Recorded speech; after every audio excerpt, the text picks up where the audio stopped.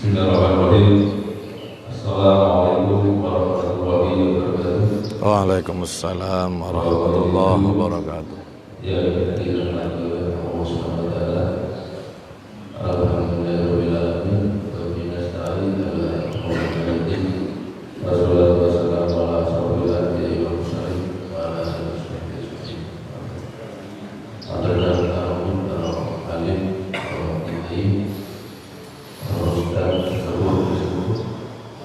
Bapak Ibu yang dirahmati oleh Allah Subhanahu wa taala.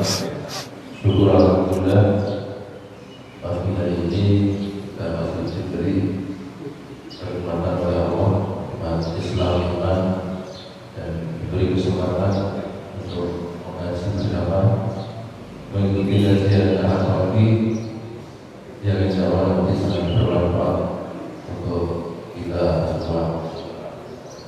Salawat salam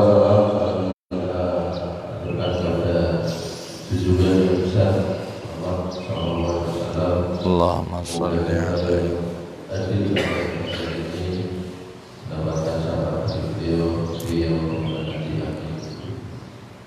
Sebagai pengantar bahwa kajian pada hari ini tentang tasawuf, masalah tasawuf dan masalah yang lain, silakan. Seperti biasa nanti sesi kajian pada hari ini bagi dua, bersama kurang lebih 45 menit nanti yang materi, yang kedua kalau 15 menit dialog atau tanya jawab. Tapi ini betul saya membantu masih Muhtaramin, para alim, para sesepuh, bapak-bapak, ibu-ibu, jamaah Masjid Al-Azhar yang dirahmati Allah Subhanahu wa taala. Alhamdulillah atas izin Allah Subhanahu wa taala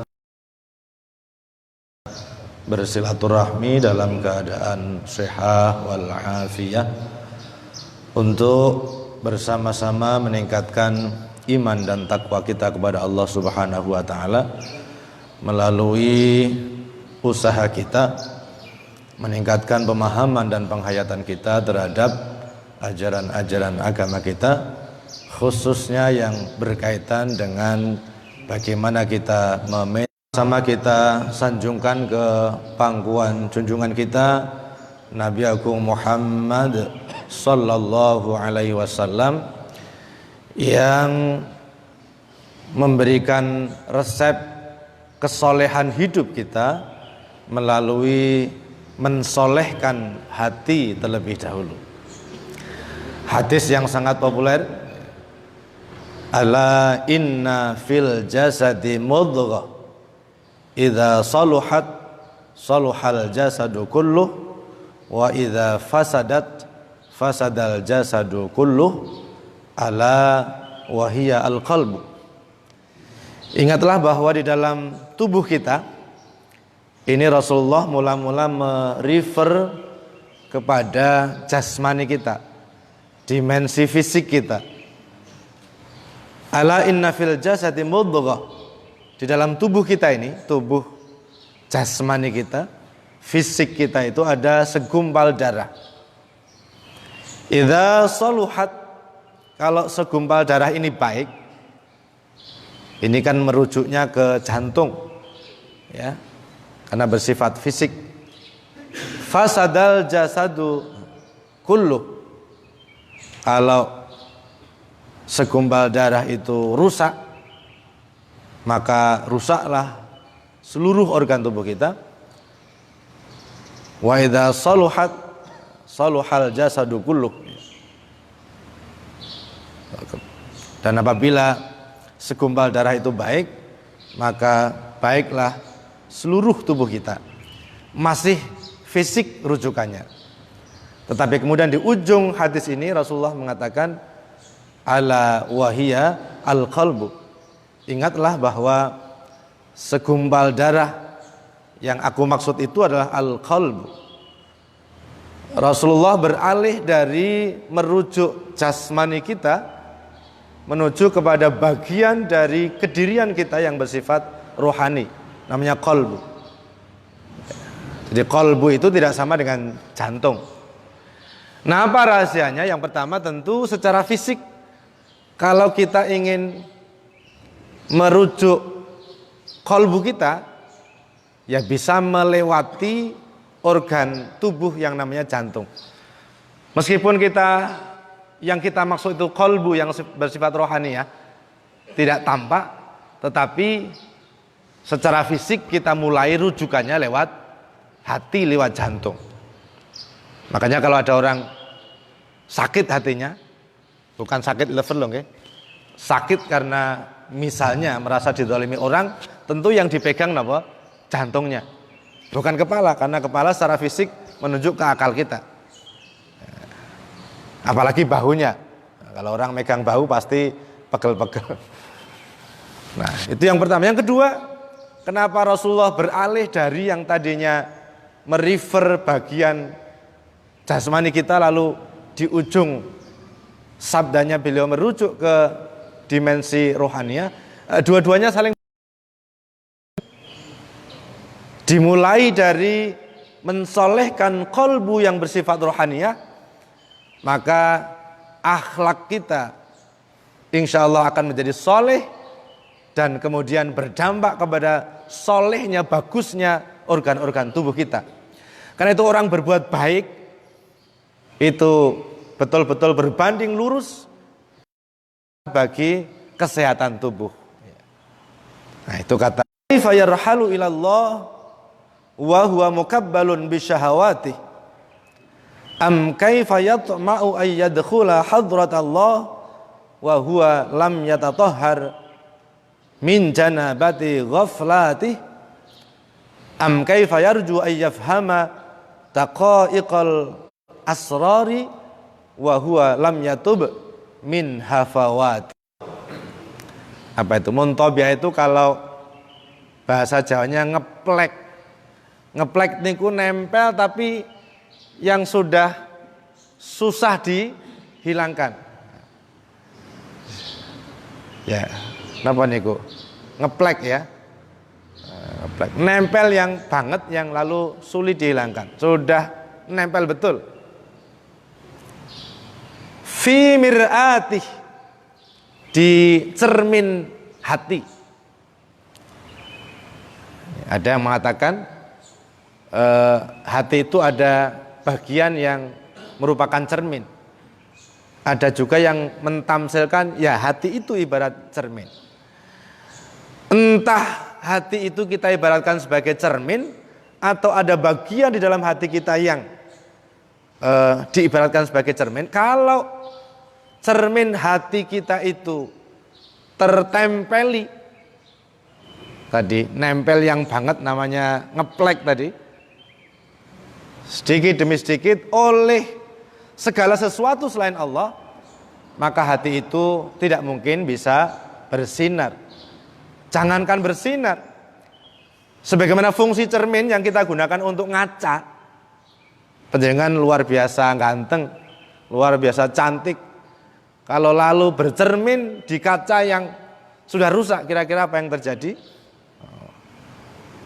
Orang kacanya masih bagus saja, kalau pecah-pecah wajah kita jadi ikut retak kok ya. Nah, jadi ini yang pertama. Ini kekaguman, keheranan Ibnu Athaillah As-Sakandari berkaitan dengan fenomena yang terjadi di sekitar kita.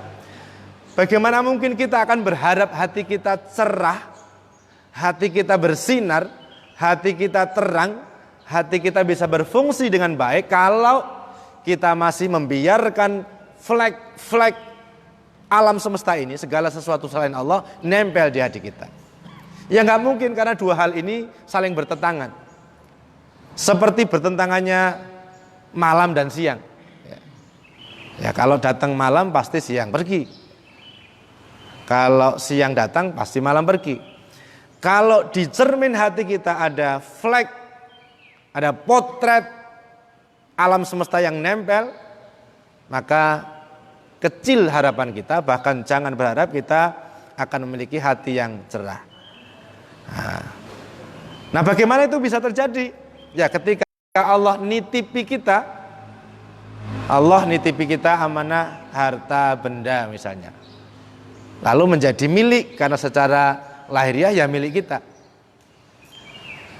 Nah, caranya jangan sampai kepemilikan itu lalu masuk ke dalam hati, ya, membikin bilik di dalam hati, yang lalu bahasa Imam Al-Ghazali itu seperti flek yang ada di hati kita, menjadikan kemampuan kaca cermin kita untuk memantulkan cahaya, untuk bersinar secara terang berkurang. Kalla bal rana ala qulubihim, kata Al-Quran itu. Setiap kali apa saja yang ada di luar kita selain Allah ngeflek ke dalam hati kita, pasti akan menimbulkan bercak hitam, dan makin banyak, tentu makin banyak bercak hitamnya, dan makin kecil pula kemampuan cermin hati kita untuk menjadi bersih. Ini rumus yang pertama, nanti kita urai satu-satu. Yang kedua, Ibnu Athaillah Sakandari masih heran juga. Bagaimana mungkin am kaifa yarhalu ilallah wa huwa mukabbalun bisyahawatih.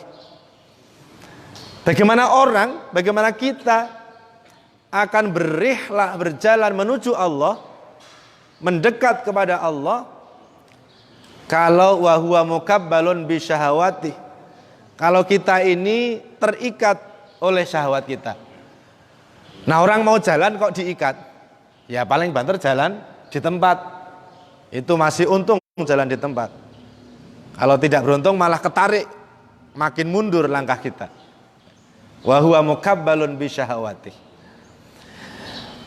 Nah, ya, menjadi dambaan setiap kita ini berjalan semakin dekat kepada Allah Subhanahu wa ta'ala, kepada sumber segala-galanya, kepada zat yang maha segala-galanya. Kita ingin makin dekat. Karena semakin dekat kita kepada Allah, maka kita akan semakin berharap tadi mendapatkan mendapatkan limpahan dari sifat-sifat Allah yang Allah perkenalkan kepada kita itu lewat Asmaul Husna. Nah, bagaimana mungkin itu akan terjadi, perjalanan makin dekat kepada Allah, kalau diri kita terbelenggu oleh syahwat kita? Gak iso jalan, Pak. Itu ibarat orang Jawa itu apa namanya? Dibiarkan kepalanya, dipegang buntutnya. Ini bukan yang dipegang, diikat. Sehingga meskipun lahirnya kita jalan, tetapi sesungguhnya tidak ada progres, tidak bergerak makin dekat kepada Allah Subhanahu wa ta'ala. Ini yang kedua.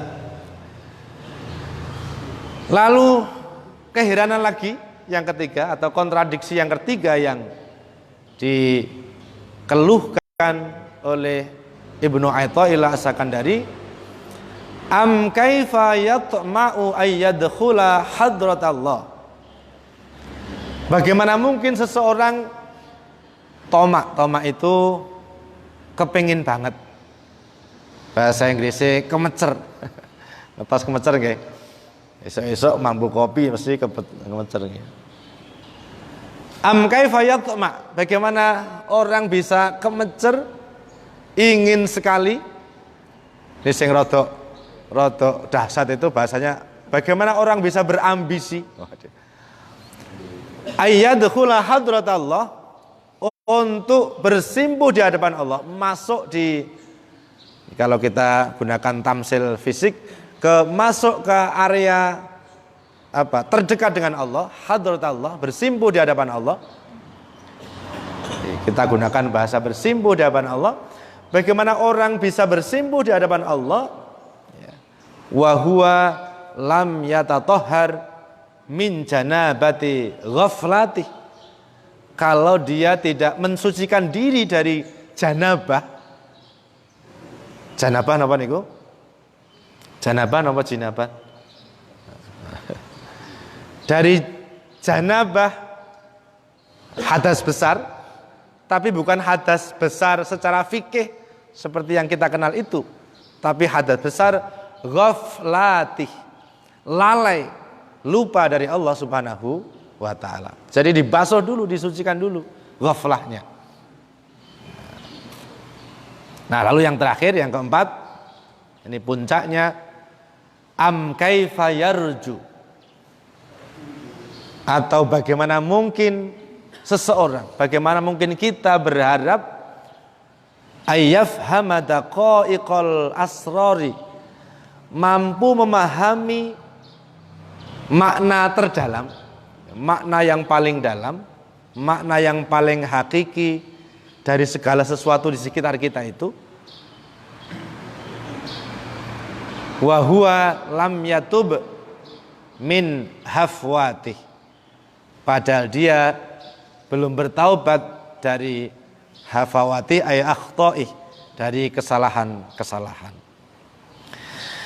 Bapak Ibu yang dimuliakan Allah, jadi setidaknya ada 4 hal yang saling berkaitan satu sama lain, yang kalau tidak kita antisipasi dengan baik nanti akan berdampak kepada makin buramnya hati kita.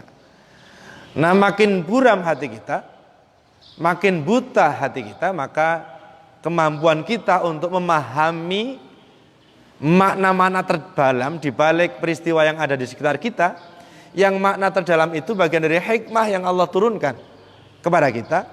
Lebih-lebih kalau hal di sekitar kita itu tidak membuat kita nyaman, yang kita sebut sebagai musibah itu. Bagaimana mungkin kita bisa menangkap hikmah di balik musibah kalau tadi cermin hati kita buram? Urutannya 1, kata Ibnu Athaillah As-Sakandari. 1, ketika kita suwarul akwani muntabi'atun fi mir'atih, ketika cermin, gambar dari segala sesuatu selain Allah nempel di hati. Apa saja yang masuk ke benak kita, apa saja yang ada di sekitar kita, itu akan meninggalkan bekas.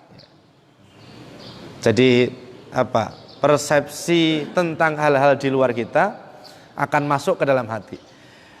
Boleh, tidak dilarang, karena itu bagian dari proses pengenalan kita. Nah, tetapi harus kita ingat bahwa segala sesuatu selain Allah yang masuk ke hati, jangan sampai lalu tinggal di situ, membuat bilik-bilik, apalagi sampai kemudian menimbulkan flek-flek hitam yang akan makin memburamkan cermin hati kita. Caranya bagaimana? Dikeluarkan lagi. Nah, untuk mengeluarkan lagi, nanti di hikmah berikutnya ada rumus, tapi simpelnya segala sesuatu yang masuk ke hati jangan sampai mengikat, namanya binding, mengikat hati kita, dengan cara kita kembalikan kepada Allah Subhanahu wa ta'ala. Maka kita dilatih kan, inna lillah wa inna ilaihi raji'un. Jangankan barang di sekitar kita, wong diri kita saja milik Allah, maka dikembalikan kepada Allah. Nah, ini akan mengurangi, akan mengeliminir, memperkecil kemungkinan timbulnya flek hitam di hati kita oleh hal-hal di luar kita, segala sesuatu selain Allah Subhanahu wa ta'ala. Karena dampaknya itu tadi, begitu semakin ada flek hitam, maka semakin buram. Semakin banyak, semakin buram.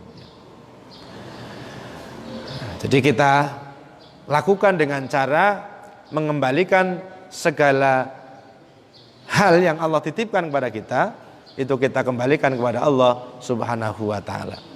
Sehingga kalau misalnya kita baru saja dititipi mobil baru,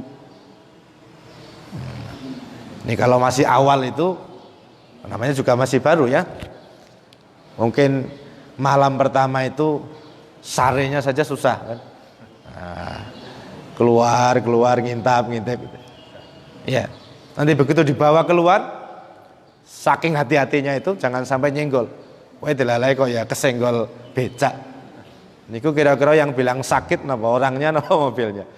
Jadi yang tergores mobilnya, tetapi karena kita masih membandingkan, mengikatkan mobil ke dalam hati, maka hati kita jadi sakit. Nah, kalau sakit dampaknya apa?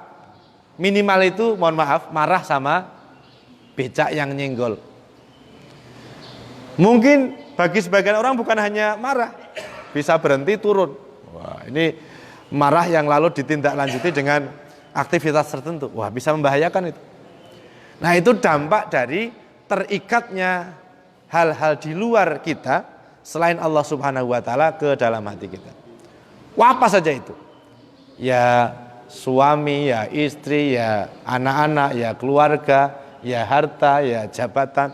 Nah, karena itu zikir, mengulang-ulang kalimat inna lillah wa inna ilaihi raji'un itu penting, tidak hanya ketika mohon maaf ada saudara kita yang keseripahan. Bapak Ibu kalau mendengar pengumuman di masjid, Assalamualaikum warahmatullahi wabarakatuh, inna lillah wa inna ilaihi raji'un, apa yang pertama kali Bapak Ibu pikirkan? Sek rungokke sapa sing sedo pagi ini. Nah, kan gitu ya. Karena innalillah sama dengan informasi mengenai adanya orang yang wafat. Padahal innalillah itu formulasi untuk melatih supaya hati kita tidak mengikat apa saja selain Allah Subhanahu wa taala, tapi dikembalikan kepada Allah. Nah, kalau ini bisa kita lakukan, maka kita akan terhindar dari bahaya berikutnya. Ini lam yatatahhar min janabati ghafalati. Jadi kalau hati kita semakin banyak flek hitamnya oleh segala sesuatu selain Allah, maka akan berdampak pada ghafalati atau mukabbalun bisyahwati. Kita akan terikat, terkungkung oleh syahwat. Syahwat itu keinginan. Yang pertama, keinginan yang tidak sesuai dengan apa yang digariskan oleh Allah Subhanahu wa taala, namanya syahwat. Atau yang kedua, keinginan yang sebenarnya ditoleransi, dibolehkan oleh Allah, tetapi porsinya menjadi berlebihan, melampaui batas. Itu jadi syahwat namanya. Makan itu sesuatu yang boleh, mubah. Bahkan ada saatnya makan itu jadi wajib, ya kan? Kita udah sangat lemes sekali. Ini kalau tidak diberi asupan makan, mungkin energi kita habis, tidak bisa beraktivitas, maka wajib makan. Pagi-pagi begini kalau kita ngantuk, tidak bersemangat, dan hanya akan bersemangat kalau diunjuki kopi, maka kopi bisa mendekati wajib. Diunjuk rien Bapak Ibu. Ya. Nah, tapi kalau kemudian berlebihan, ngopi sehari itu, Pak Dokter, Bu Dokter, ini kalau ngonjok kopi berapa porsi yang ditoleransi? 1-2 gelas gitu ya. Itu masih tertoleransi. Ya, tapi kalau sudah maniak, ini bisa bergelas-gelas, ya tentu berdampak negatif. Nah, itu namanya syahwat. Kenapa itu bisa terjadi? Kenapa kita bisa terkungkung oleh keinginan yang tidak sejalan dengan garisnya Allah atau melampaui batas yang semestinya? Saya punya kawan itu begini, soal makan itu loh. Makan itu kan susah, apalagi kalau lagi ngadepi menu yang enak. Kok dikon leren itu kira-kira abot napa abot? Nah, karena teman saya itu punya prinsip begini, saya itu kalau suruh makan kok rumus tasawuf niku abot. Rumus tasawuf itu kan jangan makan sebelum lapar. Jadi dengan dahar itu bukan nunggu jadwal, bukan, tapi nunggu lapar. Kalau nggak lapar ya jangan makan. Itu kata tasawuf. Wah, ya repot. Belum mampu, kelas saya begitu belum mampu. Apalagi sekarang di mana-mana ada wisata kuliner. Wisata kuliner itu kan bahasa halus untuk memenuhi kebutuhan dan nafsu makan kan, diperhalus. Yang kedua, berhentilah makan. Wis kenyang disuruh makan. Tapi kemudian berhentilah makan sebelum wis kenyang. Udah lapar disuruh makan.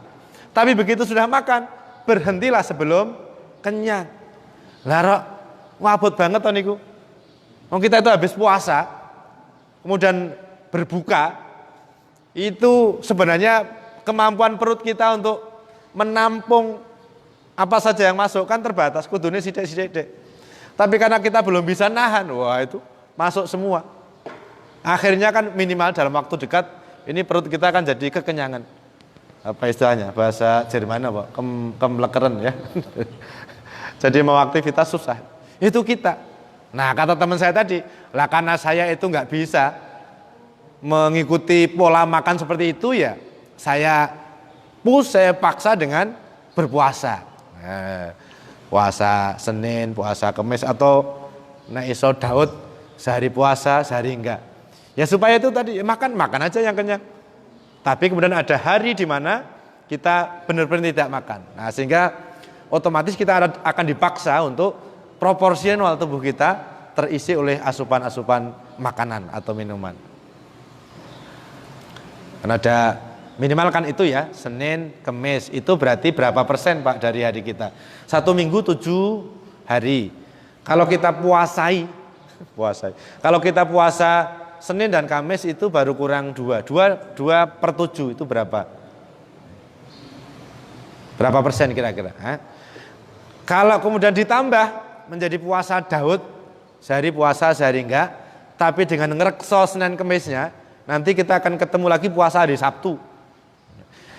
Kata para ulama itu kalau puasa tiba-tiba tok hari Sabtu itu makruh ya, atau Jumat tok itu makruh. Tapi kalau berkaitan dengan tadi Daud, Senin puasa, Selasa enggak, Rabu enggak, lalu Kamis, karena supaya kena Senin Kamis. Nah Jumat enggak, Sabtu puasa. Berarti 3 hari dalam 1 minggu. 3 per 7 masih lumayan. Ini ngurung-ngurung separuh. Ya enggak apa-apalah. Lebih banyak waktu makan kita daripada waktu puasa kita. Itu sudah lumayan. Nah, kepeksone ya Senin Kamis.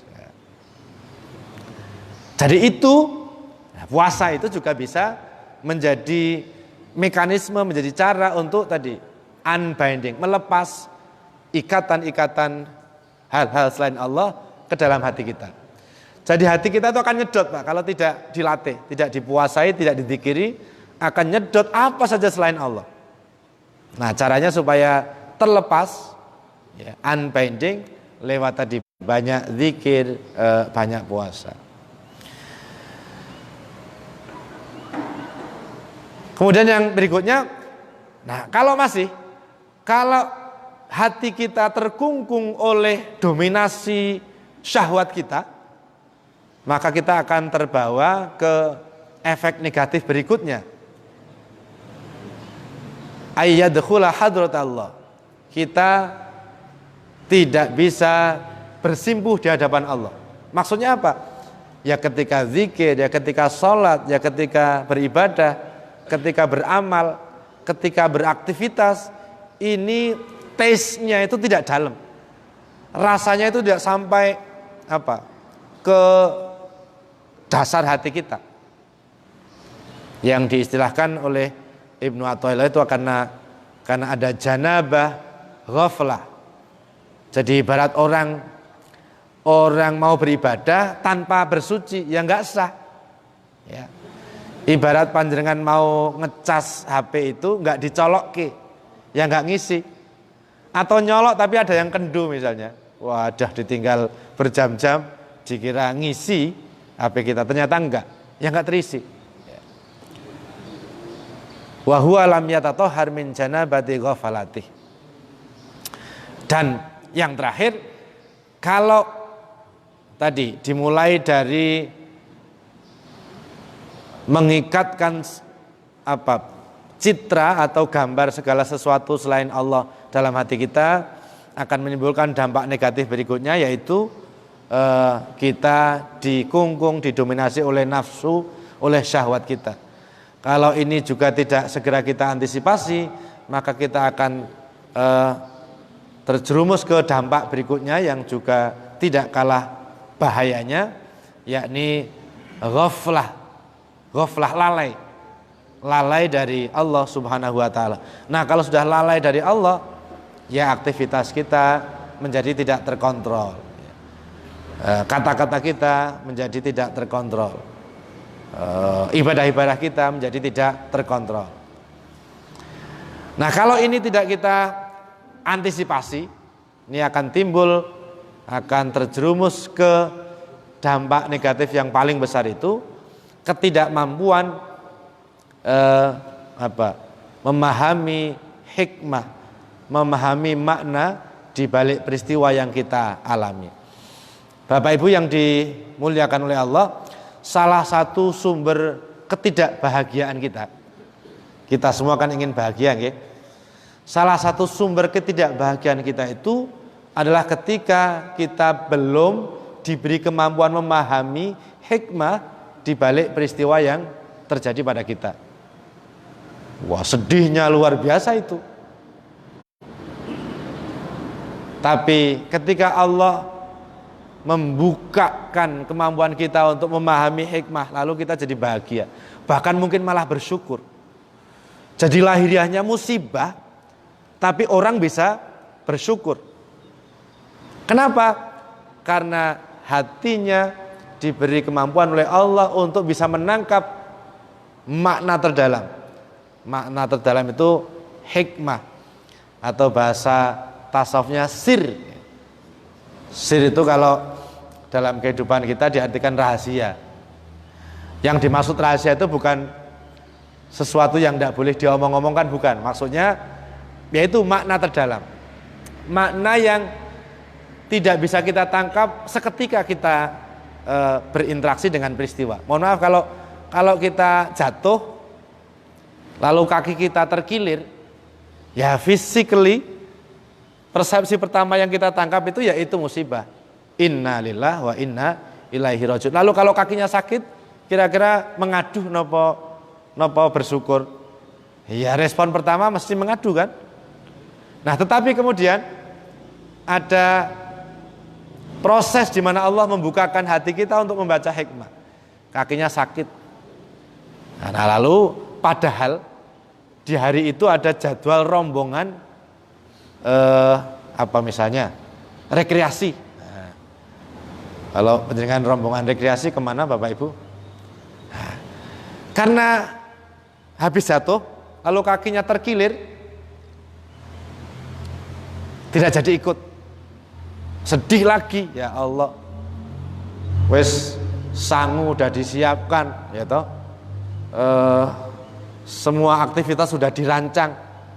Ini kesenangan demi kesenangan sudah dihitung, di list gitu. Sudah sakit lalu nggak jadi ikut. Nah, sedih. Nah, setelah rombongan berangkat, dilalai. Ini cerita saja, mudah-mudahan tidak. Dilalai kok rombongan itu lalu kena musibah. Nah, apa yang dirasakan oleh, mohon maaf tadi, orang yang jatuh lalu nggak jadi ikut? Ya tentu akan bersyukur kan. Nah, tapi bersyukurnya orang itu setelah Allah membukakan satu-satu. Nah, andai saja kita yakin bahwa semua yang kita alami itu pasti kebaikan, nggak usah nunggu sampai ditunjukkan peristiwa buruk yang dia akan terhindar. Nggak usah nunggu sampai rombongan tadi, mohon maaf, kena musibah baru mengatakan alhamdulillah. Sejak awal sudah bisa alhamdulillah.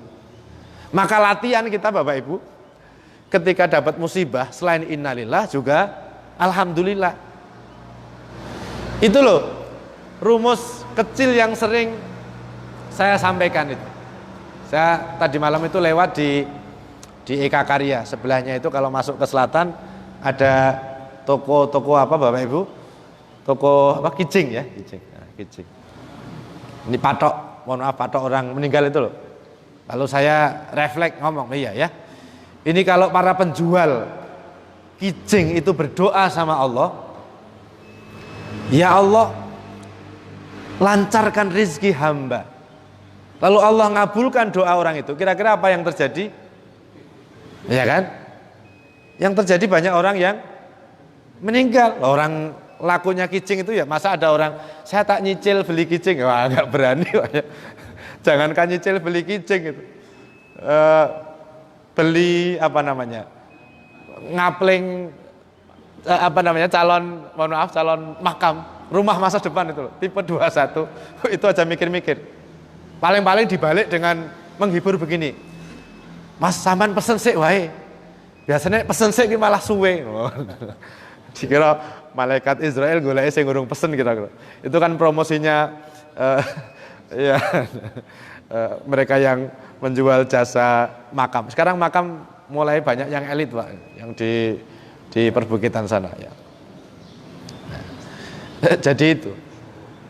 Andai kita lalu dari awal sudah yakin bahwa semuanya pasti membawa kebaikan, kita tidak hanya mengatakan alhamdulillah pada saat mendapat musibah, tetapi juga pada saat mendapatkan musibah. Yo innalillah dhisik, wong level kita ini masih orang awam. Tetapi jangan lama-lama. Innalillah wa inna ilaihi rajiun, lalu disusul dengan alhamdulillah, bahkan dipaksa. Lu kira-kira itu rahasianya kenapa usai sholat kita ditrain, didrill supaya mengucapkan alhamdulillah minimal 33 kali kan? Supaya terlatih hati kita untuk menyikapi apa saja dengan alhamdulillah. Loh, respon lidah kita itu kan tergantung apa yang biasa kita ucapkan. Kalau ketika kita tersandung, kita biasa memanggil ibu kita, mae, orang Jawa ya. Ya itu yang akan muncul, gak usah dipikir. Masuk kesandung, aku harus muni apa ya, kan enggak toh? Refleksnya ya mae. Nah tapi kalau usai sholat, nah, minimal kan 5 kali sehari semalam, itu dipaksa 33. 33 kali 5 berapa Pak? Mau dihitung ya Mbak? Sehari begitu. Alhamdulillah. Dan katakan dengan baik, bukan hanya sambil lalu ya, cepat sekali gitu ya. Apalagi alhamdulillah ping 33. Boleh. Ping pisan kok muni ping 33 gitu. Ya kan ada toh zikir yang belakangnya begini. Alfi marroh. Itu kan 1 juta. 1000 itu kan 1 juta. Tapi kan tidak diucapkan. Munine pisan tapi alfi marroh. Wah ini zikirnya pedagang ini. Uri ya. Malaikat mesti ketawa. Sama muni 1 juta kok mung diomongke alhamdulillah 1 juta. Oh. Ya benar-benar alhamdulillah 33 kali dihitung benar. Nah, fungsinya tasbih itu begitu. Aja sampai kelewat. Karena ini hitungan persis. Hitungan persis itu loh, Nabi ngasih hitungan supaya pas. Jenengan dikasih nomor telepon 081 sekian. Coba jenengan pencet nomornya enggak pas, nyambung apa mboten? Ya enggak nyambung. Ini zikir yang disertai dengan hitungan itu supaya kita lakukan dengan hitungan yang pas. Nah, beda yang tanpa hitungan. Nomor bebas pulsa, bebas nomor malah. Enggak usah pakai nomor. Wah, itu yang fadzkurullah dzikron katsira yang banyak itu enggak usah pakai hitungan. Tapi begitu dikasih hitungan, ya 33, ya dipenke 33. Supaya nyambung itu loh. Kalau enggak bisa salah sambung loh, Pak. Iya. Nah, kalau salah sambungnya ketemu malaikat Mikail, nah disetori rizki. Nah, kalau salah sambungnya ketemu malaikat Israel, iya apa Mas, sampean kok nantang. Dilatih alhamdulillah. Ya. Supaya apa saja yang ada di sekitar kita ndak nunggu itu bentuknya nikmat, kita responi dengan alhamdulillah. Nah, itu kemampuan untuk menangkap hikmah di balik peristiwa itulah yang dalam bahasa tasawuf disebut dengan ilmu laduni.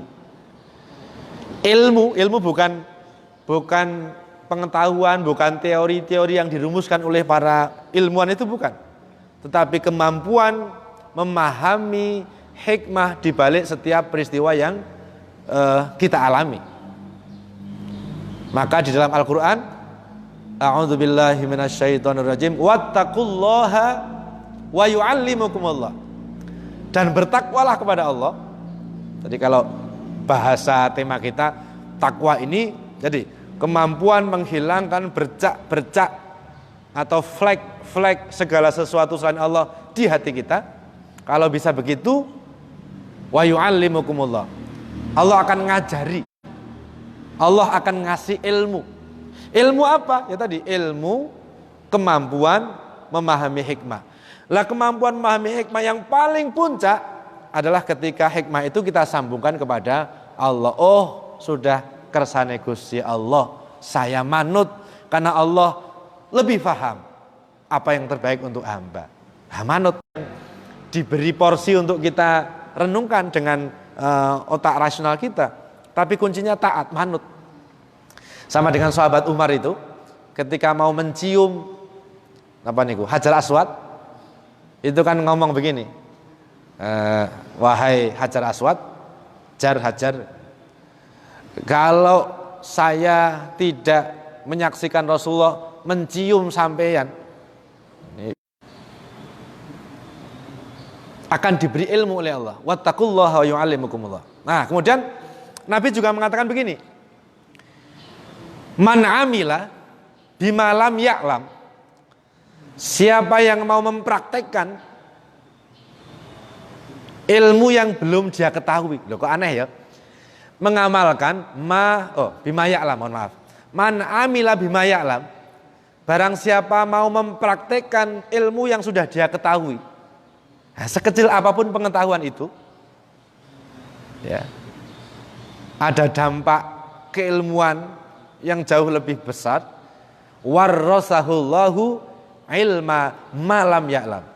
Allah akan mewariskan, orang terima ngei loh bahasane. Ngasih itu mungkin masih diminta gitu. Tapi ini udah diwariskan, kan tidak mungkin orang mewariskan kok jaluk meneh yang waris. Wong waris itu baru diproses ketika yang punya sudah wafat. Nggak mungkin balik meneh, Pak. Ini loh bahasa yang digunakan oleh Rasulullah luar biasa. Warrasahullah, Allah mewariskan, jadi nggak balik-balik lagi, nggak bakal ditarik. Ilma malam ya'lam, ilmu yang belum dia ketahui. Ini multiple efek keilmuan ketika orang mau mengamalkan ilmu yang sudah diketahui. Nah, tapi tadi ilmu yang bukan semata-mata kuantitatif, tetapi ilmu kualitatif, ilmu tentang kemampuan untuk menangkap hikmah di balik peristiwa, dan lebih dari itu kemampuan untuk mengembalikan segala sesuatu sampai kepada Allah Subhanahu wa ta'ala. Nah, yang terakhir saya akan cerita satu cerita kecil. Ini terjadi antara Imam Ahmad Ibnu Hambal. Imam Ahmad bin Hambal itu salah satu pendiri mazhab, namanya mazhab Hambali. Kalau di kita jarang, ya. Mazhab Hambali itu mayoritas misalnya di Arab Saudi. Nah, tapi kalau orang sudah di Masjidil Haram lebur, Pak, gak mikir mazhabnya apa gitu ya. Nah, coba kalau kita pakai mazhab Syafi'i misalnya, bersentuhan kulit dengan ajnabiyah, dengan orang lain, batal. Jangan di Masjidil Haram kayak begitu, apa mau berukut gitu ya, nyenggol wudhu lagi, padahal wudhunya antri, ya, maka dipakai mazhab yang lain. Terjadi antara Ahmad bin Hambal dengan muridnya Abu Sulaiman Ad-Darani. Ya. Imam Ahmad bin Hambal itu bilang begini, ini namanya sama-sama Ahmad ya, jadi nama Ahmad itu banyak. Ini Ahmad bin Hambal, Ahmad bin Abil Hawari namanya, banyak nama. Ahmad Musyafiq, narsis ya. Ahmad bin Hambal ngendika sama Ahmad bin Al Hawari, ya Ahmadu, Mas Ahmad, hadisna bihikayatin sami'taha min ustadika. Bu, saya diceritani peristiwa yang sampean dengar. Ini maksudnya ya, ilmu yang sampean dengar dari guru sampean, Abu Sulaiman Ad-Darani namanya. Ini seorang sufi terkemuka. Imam Ahmad bin Hambal itu ahli fikih. Fikih itu hukum-hukum formal, tapi beliau sangat zuhud. Ya, maka punya kitab namanya Kitabuz Zuhdi. Nah, kemudian Ahmad bin Abil Hawari tadi sebelum cerita bilang begini, ya Ahmad, wahai Mas Ahmad, tak ceritani, tapi katakan dulu sekarang ini subhanallah bila ajbin. Sampean bilang aja subhanallah ning datar ya subhanallah gitu, subhanallah datar. Wah, ini makin penasaran kok mau mendengarkan cerita aja disuruh bilang subhanallah. Ini ngono syaratnya datar. Padahal kalau orang sudah biasa zikir subhanallah, subhanallah, Begitu bilang subhanallah itu berkaitan dengan kesadaran betapa maha sucinya Allah. Lalu kan hatinya juga ikut. Ini diberi catatan biasa mawon. Nah. Faqala Ibnu Hambal, nggih pun nek ngoten saya ucapkan itu. Subhanallah wa tawwalaha bila ajbin. Biasa tapi rodok dawa. Subhanallah. Nah, kan udah mulai rodok gumun nggih. Kalau ada orang mengucapkan kalimat itu kok dawa niku maknane napa? Ya kan mulai gumun toh. Wong istighfar niku lho istighfar. Kalau diucapkan keras dan panjang, apalagi oleh ibu-ibu misalnya, itu biasanya ibu-ibu yang lagi ngapain itu? Wah, mungkin lagi lihat anaknya main membahayakan itu. Wah, astagfirullah. Niku dzikir napa nesu jane? Ya, ini lumayan nesu tapi bungkusnya dzikir. Nah, daripada kalimat lain yang keluar kan. Ya kan? Sama dengan ya Allah Gusti itu loh, ya Allah Gusti. Kalau jangan lagi ya Allah Gusti. Itu dzikir sing mantes napa janjane ekspresi marah. Ya, itu marah yang dibungkus dengan dikit masih bagus, masih lumayan. Makin penasaran. Nah, kemudian Ahmad bin Abil Hawari menceritakan, Sami'tu Aba Sulaiman yaqul.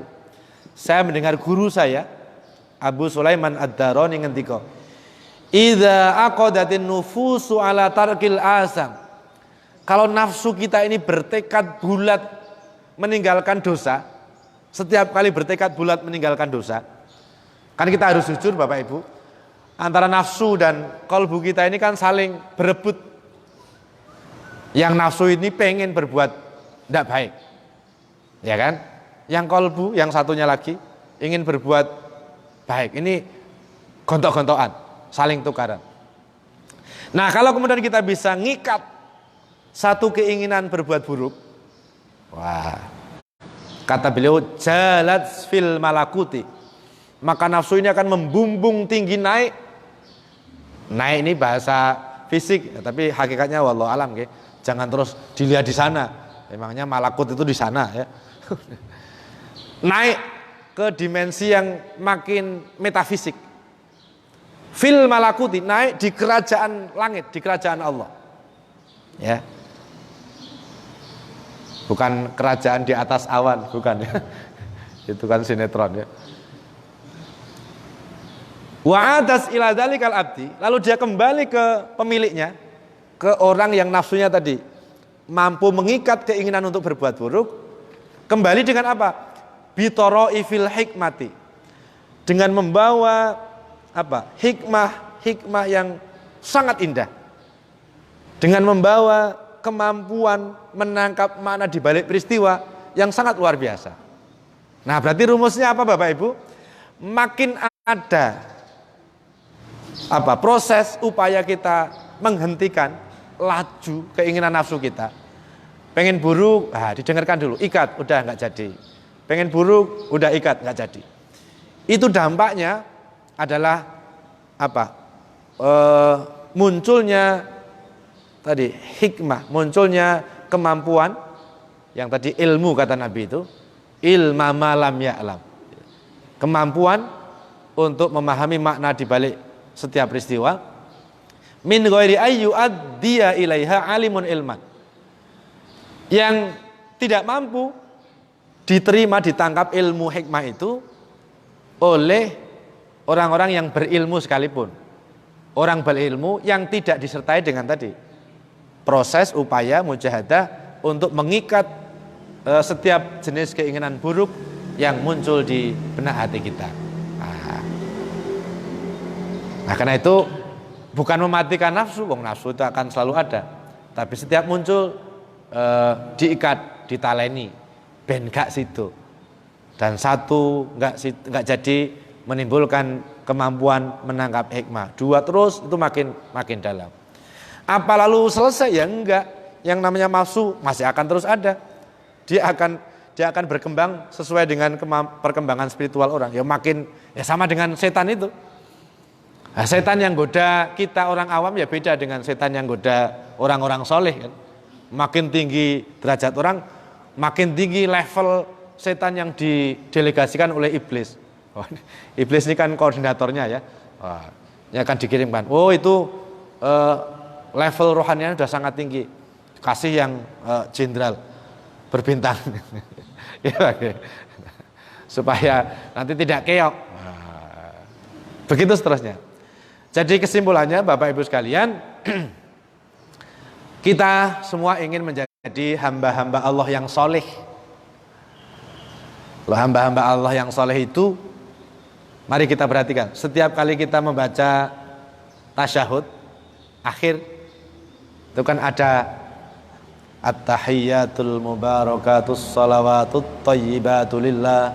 Assalamu alayka ayyuhan nabiyyu wa rahmatullahi wa barakatuh.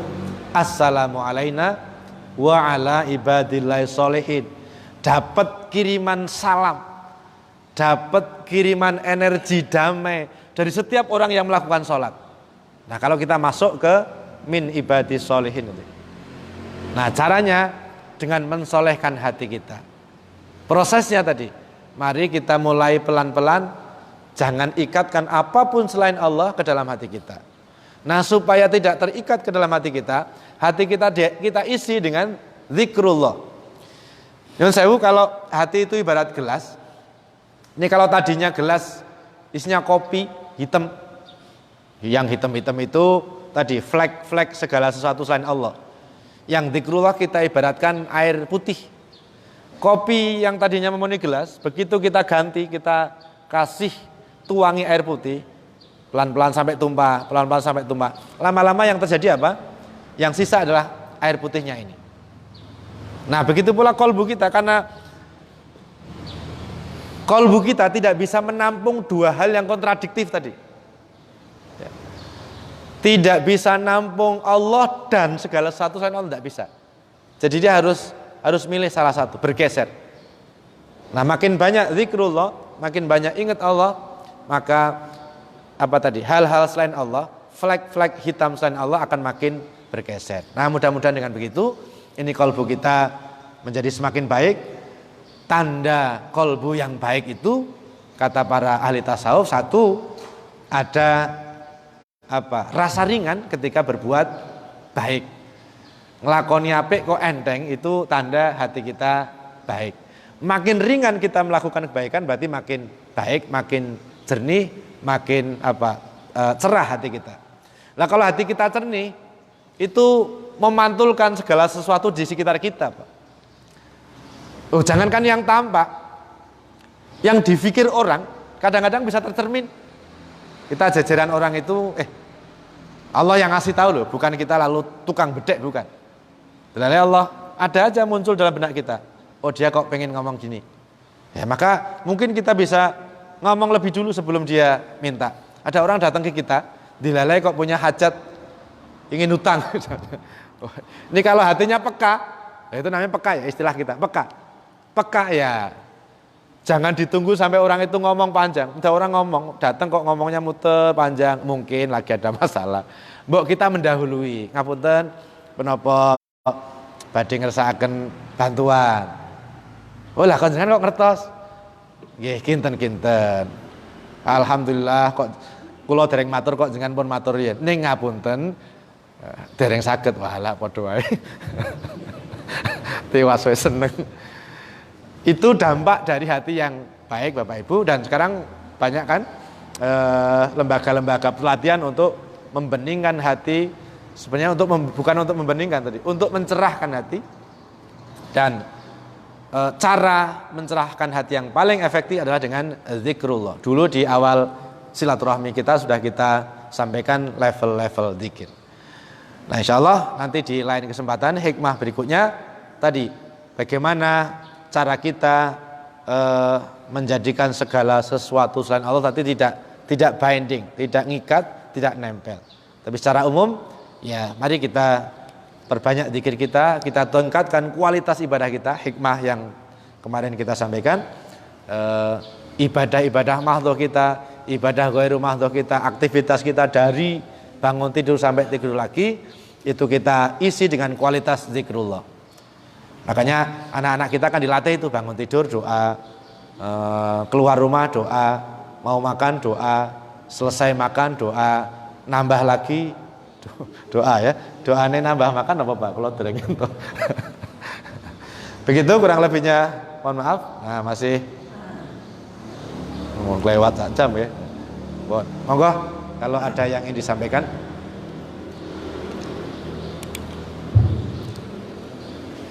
Terima kasih Pak Dr. Syafiq yang telah menyampaikan materi tentang tasawuf yang sangat dalam sekali berkaitan dengan nanti yang bisa saya simpulkan bahwa supaya kita tidak terikat oleh dunia banyak mendekatkan diri kepada Allah, tentunya dengan amalan-amalan saleh dan bisa meningkatkan kemampuan untuk memahami hikmah-hikmah kejadian apa yang terjadi pada diri kita, pada lingkungan, dan semua kejadian dan kembalikan bahwa ini ujian atau pemberian yang terbaik dari Allah SWT. Amin, amin. Ciri dari hati yang baik yaitu ringan untuk melakukan kebaikan. Istilah Jawanya itu entengan untuk apa yang membantu bersama manusia, meringankan beban saudara-saudara kita, terutama di Palu bencana gempa dan tsunami, dan terkait dengan kita mendoakan saudara-saudara kita yang musibah. Dan hati yang baik itu juga apabila dibacakan ayat-ayat Allah atau disebut nama asma Allah itu berkah. Dengan kajian yang disampaikan oleh Dr. Ahmad Syahid, mudah-mudahan kita bisa mengambil atau menambah ilmu bahwa apa yang kita lakukan selama ini bisa terbaik dalam falsafah bahwa ini kurang baik, ini banyak perlu kita tingkatkan, dan jalan satu-satunya kita kajian ini ya mengurangi dari rasa keterikatan kita pada dunia. Kira-kira itu. Dan ini untuk sesi yang kedua dan juga untuk dialog pertanyaan jawab. Silakan kalau menjadi banyak yang bertanya dan kita akan waktu kami buka dulu sesi yang kedua dan jawab. Pak Diki, Pak Bupati, Pak Sobat, terus yang ketiga ada yang bertanya Pak Anas, kita tidak tanya dulu. Silakan Pak Diki, baiknya Mas.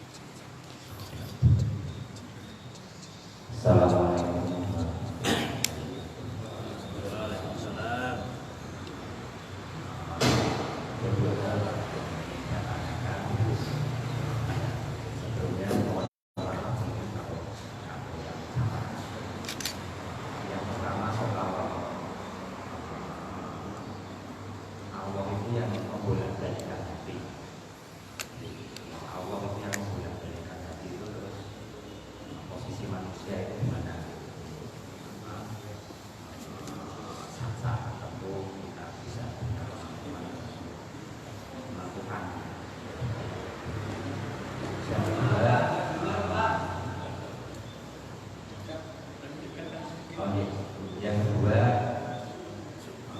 kalau tidak salah, itu kan ada ayat yang turun waktu Nabi Muhammad bermuka masam. Itu hikmahnya apa? Dia bisa berurusan hati ini bisa diingatkan apalagi kita ya tidak apa-apanya. Itu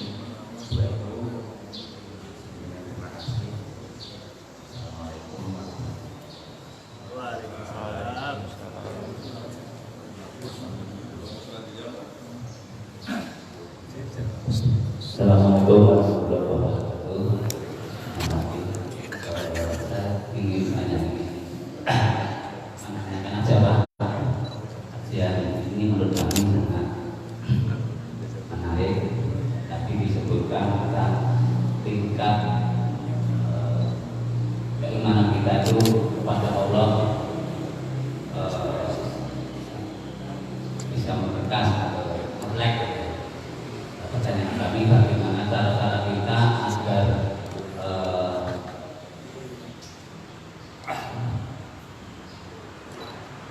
bisa tingkat keimanan kita itu selalu mendekat hanya kepada Allah, padahal di dunia keseharian kita itu banyak sekali macam-macam godaan dan rayuan-rayuan setan itu. Bagaimana langkah-langkah sikap kita yang terus kita lakukan buat siapa? Kami berdoa terima kasih. Assalamualaikum warahmatullahi wabarakatuh. Waalaikumsalam.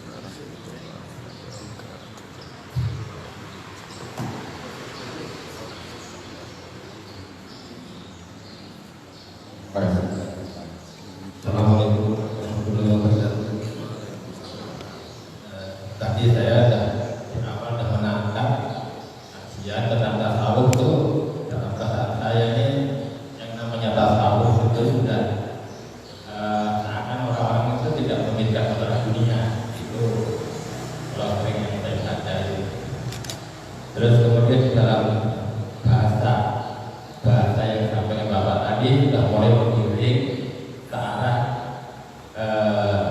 yang terjadi di lapangan. Nah, saya tertarik sekali. 3 hari yang lalu mobil saya cyber motor, mobil saya dalam posisi berhenti, dan saya mungkin dalam hal ini saya tidak salah dan kalau berurusan pasti menang. Tapi saya nggak ini, apalagi nggak berurusan, tapi paling ya terbanyak. Cuman itu aja. Nah, apakah yang seperti ini bagian dari tasawuf? Karena dari bahasa ini untuk ditangkap langsung itu susah. Bapak tadi menyampaikan banyak sini penyampaiannya kan harus dilogikakan dulu, baru ketahuan arahnya kemana. Nah ini yang saya mungkin buat pertanyaan aja Pak, dan saya terima kasih. Jadi langsung saja dari pertanyaan Pak Diki, Pak Sarwan dan Pak Ahmad. Silakan. Terima kasih atas responnya. Yang pertama, kita Tahu Allah yang maha membolak-balikkan hati, karena memang salah satu redaksi doa yang diajarkan oleh Nabi ya muqallibal qulub tsabbis qalbi ala dinik. Nah, kita tidak boleh memberi atribut kepada Allah selain yang Allah sendiri berikan atau Rasulullah. Kita tidak boleh menyebut Allah. Misalnya begini, memang Allah yang mengatur alam semesta, yang mengatur seluruh kehidupan. Itu kalau dalam bahasa perfilman dikenal sutradara kan. Nah, kita tidak diizinkan lalu, wahai Allah yang maha menyutradarai. Oh, tidak boleh ya. Kita gunakan nama-nama, itu adabnya. Walaupun substansinya ya gitu. Nah, tadi termasuk ya muqallibal, Allah yang membolak-balikkan. Tapi jangan difahami membolak-balikkan dalam pengertian seperti kita lalu, wah sak kepenake. Oh, istilah membolak-balikkan itu apa bocah cilik. Kon bolak-balik, wah hanya tempe ya. Oh, itu udah ganti Pak. Untuk zaman now begitu. Esok tempe, sore menduan. Tempenya awan. Ya. Nah, karena itu harus selalu nyambung ke Allah. Ya muqallibal qulub, tsabbis qalbi ala dinik. Rumusnya ya minta sama yang punya. Persis dengan rumus ini. Dulu ada orang yang menisbatkan takut sama anjing. Itu nek jenengan nglawan anjing, oh wong jenenge wong wedi ya. Salah nggih. Tapi kesalahan Rasulullah itu sesungguhnya bukan kesalahan. Hanya salah prosedur, bukan ya. Gini maksudnya. Rasulullah itu kelihatan bermuka masam itu sebenarnya konteksnya ada orang-orang elit kaum kafir Quraisy di Makkah. Istilahnya apa pimpinan partai. Pimpinan partai. Ada anggota dewannya datang. Nah, Rasulullah itu berharap karena Rasulullah diamanai untuk menyampaikan risalah. Ini orang-orang elit kalau bisa ikut, wah pasti di belakangnya akan sangat banyak orang yang ikut, ya kan? Yang namanya patriarki itu ya masih begitu. Niatnya baik. Sehingga ketika pada saat yang sama ada Abdullah ibnu Umi Maktum, ada mohon maaf orang kecil gitu yang datang. Nah, dilalai orang elit ini nggak mau dengan ekspresi mereka itu kira-kira ngomong ini, Mas Muhammad, lah aku kita koning awakmu, nek isih ono orang-orang begitu saya nggak mau. Nah Rasulullah sementara ingin ngopeni ini dengan niat yang baik loh itu. Nah, tapi oleh Allah diingatkan rohaniyahnya. Muhammad ini yang bisa ingatkan gitu hanya Allah. Itu wong-wong elit gitu, nek mbok layani tenanan, itu wong dia nggak punya ketulusan. Jadi ya apa? Sambut normalnya saja. Ini ada orang kecil yang lebih serius. Ini openono. Jadi salahnya bukan salah seperti salah yang kita lakukan itu. Niat Rasulullah baik. Abasa wa tawalla an ja'ahul a'ma. Wa ma yudrika la'allahu yazakka. Ya, nah Allah mengingatkan Rasulullah itu tentu pelajaran bagi kita. Pelajaran bagi kita yang awam ya. Mari kita nyikapi orang itu jangan dibeda-bedakan dari sisi status sosialnya. Loh apa saya enggak begitu Mas? Loh mungkin kita enggak merasa. Nyun sewu. Mohon maaf kalau ada orang yang kelihatannya biasa, mungkin kumuh ya di jalan peminta-minta, lalu mendoakan kita. Kira-kira dibanding dengan doanya Abah Yai itu, kira-kira dengan lek ngaminke ngepenke sing pundi? Nah, kan? Kita kira-kira kadang-kadang mungkin karena kita pengen cepet-cepet, begitu ngasih uang receh itu, ora diamini Pak. Sambil nyepelekan, halah wong sampean we ngono kok mbok donga nggo awake dhewe. Loh, teganya dikau. Nah kalau orang tahu makna abasa wa ta'ala, tunggu Pak.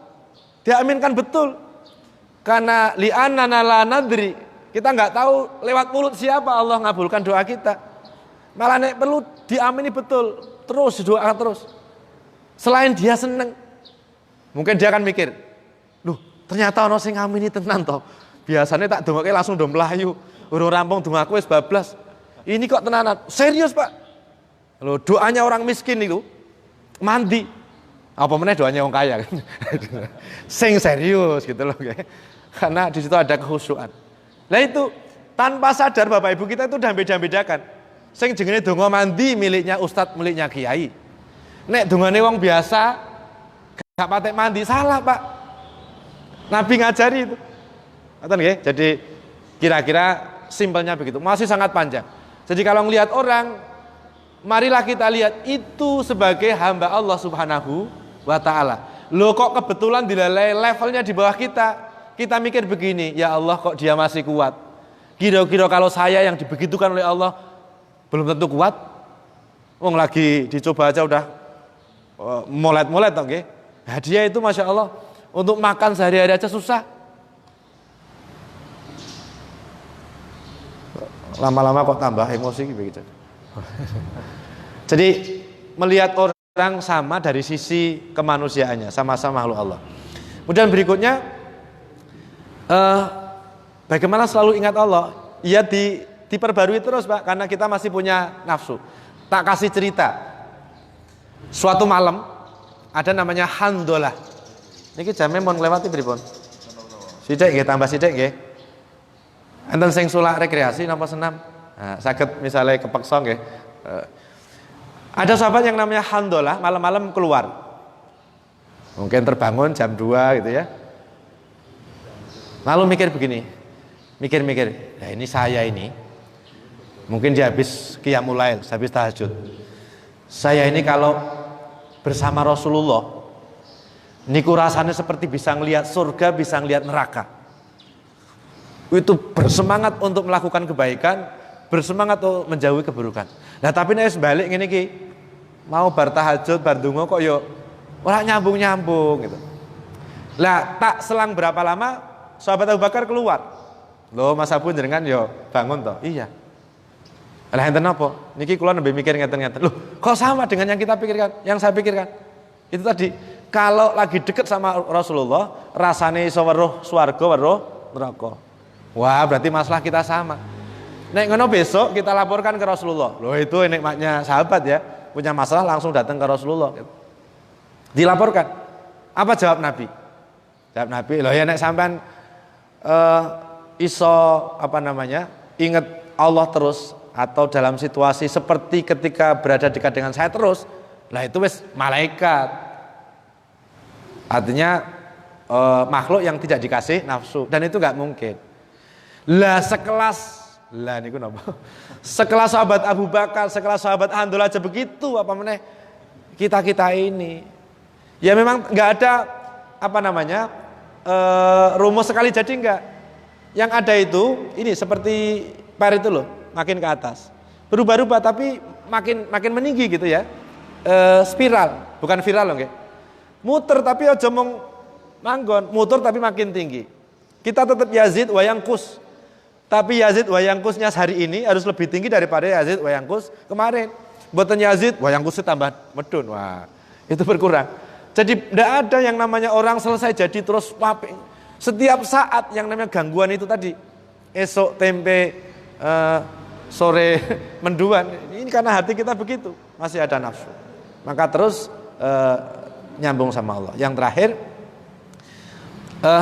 tasawuf itu tidak jauh dari kehidupan kita, Bapak Ibu. Tasawuf itu intinya bagaimana menyikapi segala sesuatu selain Allah yang ada di sekitar kita, nyambung sampai ke Allah. Yang namanya hakikat, yang namanya ma'rifat itu ya mengenal Allah itu. Mengenal Allah itu mudahnya apa? Mudahnya tadi, memaknai segala sesuatu di sekitar kita sampai kepada Allah. Dan itu dampaknya luar biasa. Kenapa sampai terjadi ada tawur antar kampung misalnya? Ya kan karena emosi kan? Kenapa emosi? Loh, emosi itu karena tidak mampu menangkap hikmah di balik peristiwa yang dia hadapi. Tadi lu tuh, jangankan kok mobilnya disenggol lecet. Sekarang itu Pak, karena kita didominasi oleh emosi yang luar biasa. Dideloki tok niku lho, dideloki. Diingeti niku lho. Saged nesu lho nggih. Ngapain lihat-lihat? Niku nek mau ngono tok niku lumayan, ditulis kok.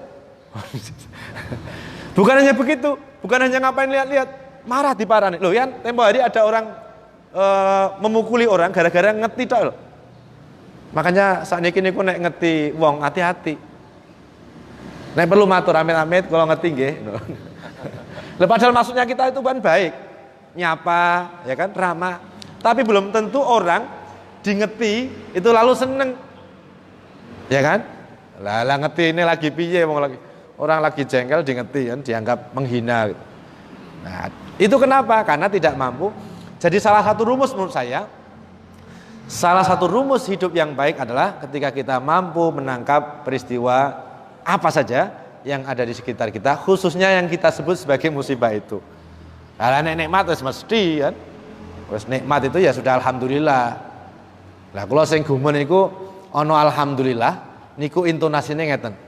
Wah, ini baru alhamdulillah. Wah, alhamdulillah kok ini baru lah, kemarin apa? Apa meneh? Wah, alhamdulillah tenan. Lah wingi giroan. Jadi menangkap makna di balik peristiwa bukan hanya yang nikmat, bukan hanya yang positif, bukan hanya yang mengenakkan, tapi lebih-lebih khususnya tadi loh, yang tidak mengenakkan. Dan jenengan sekarang merasa bahagia. Untung kok kemarin saya tidak ngeresponi dengan cara yang normalnya orang itu. Nah, yang terakhir, ada orang dari jauh, orang dari kampung. Nabi itu kan tinggal di kota, di Madinah. Nabi itu orang kota loh, okay? Orang kota. Orang dari jauh datang dari kampung, datang kepada Nabi, tergopoh-gopoh, ya Rasulullah, saya dikasih nasihat. Yang dengan nasihat itu saya sudah tidak perlu tanya kepada siapapun untuk bekal saya kembali ke kampung halaman saya. Soalnya nek mriki sowan malih tebih. Zaman dulu kan transportnya berat nggih. Terus dikasih resep oleh Nabi satu tok. La taghdab. Jangan marah. Ini masih minta lagi. Loh, kok namung ngoten tok ya Rasulullah? Paringi malih. Waduh perjalanan 1 minggu amung entuk sak monten tok. Kula tambahi malih, la taghdab, jangan marah. Sampai 3 kali. Karena apa? Karena kacaunya hidup kita di level individu, di level lingkungan, di level negara sekalipun itu hanya karena soal marah. Dulu kenapa Amerika nyerang Irak? Niku gara-gara Mbah George Bush marah karo Mbah Saddam loh. Kira-kira ngoten nggih. Saya kira itu mudah-mudahan ada manfaatnya, kurang lebihnya mohon maaf. Wallahul muwaffiq ila aqwamit thoriq. Wassalamualaikum warahmatullahi wabarakatuh. Doanya Ustaz.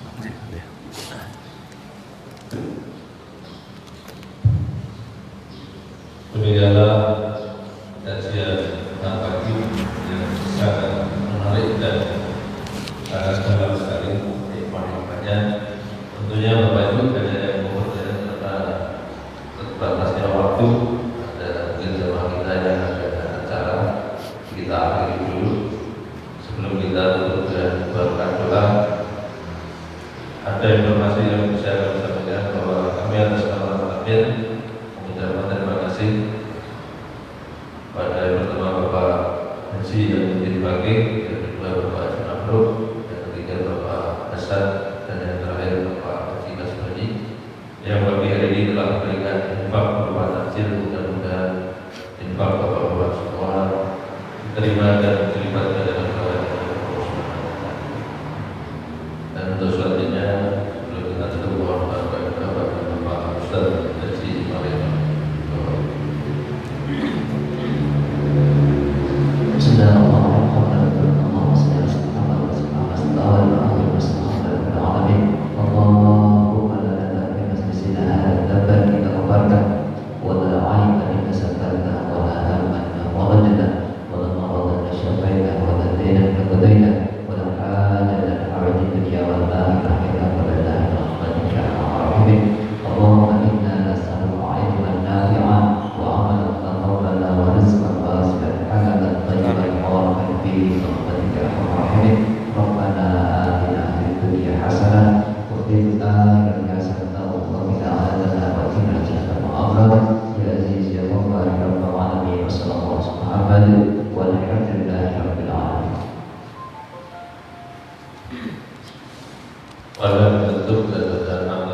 Alhamdulillah. Bila itu